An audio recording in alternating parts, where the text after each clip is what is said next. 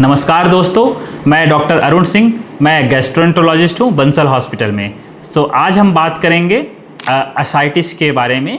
तो असाइटिस की आप सिंपल मीनिंग अगर देखें तो उसका मतलब है कि जो पेट में पानी आ जाना, आप ऐसे समझ दीजिए। अंग्रेजी में बोलें तो हम पेरिटोनियल फ्लूइड, अगर पेरिटोनियल जो हमारा स्पेस होता है वहाँ पानी आ जाता है तो उसको हम असाइटिस बोलते हैं। देखिए, असाइटिस में क्या होता है कि आपको जो महसूस होगा, पेट फूलता है आपका।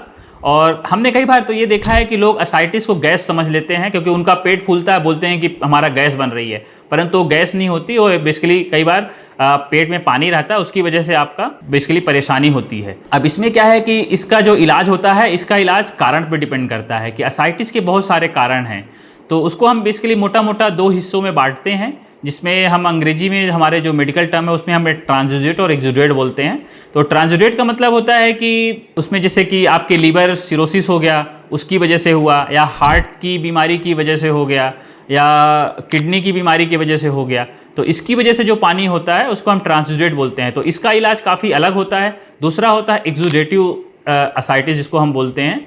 तो उसमें क्या होता है कि कोई इन्फेक्शन हो गया, जैसे टीबी का हमने देखा है कि टीबी की वजह से जो होता है उसमें भी हो जाता है, या किसी को कैंसर वगैरह है तो उसकी वजह से जो असाइटिस होता है हम इसको एक्सुडेटिव बोलते हैं। तो दोनों का इलाज काफ़ी अलग होता है, इसलिए हमेशा कारण जानना बहुत ज़रूरी होता है।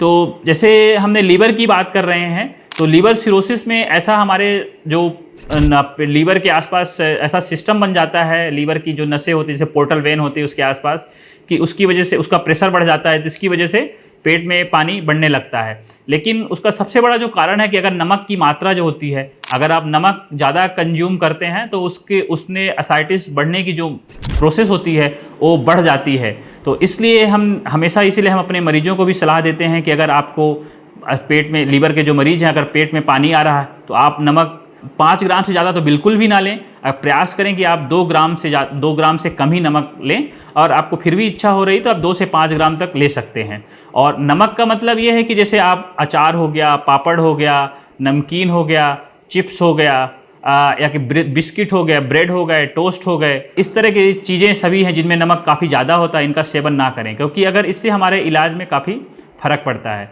इसी तरह हार्ट के जो मरीज़ होते हैं या किडनी है उनमें भी होता है, तो उसमें भी नमक का आपको काफ़ी ध्यान रखना होता है। कई बार हमारे लीवर के मरीज़ पूछते हैं कि हमें पानी को भी पीने में, जो हम पीते हैं उसमें भी रोक करना है। तो ऐसा देखा गया है कि आप पानी कितना पीते हैं उससे उतना फ़र्क नहीं पड़ता है।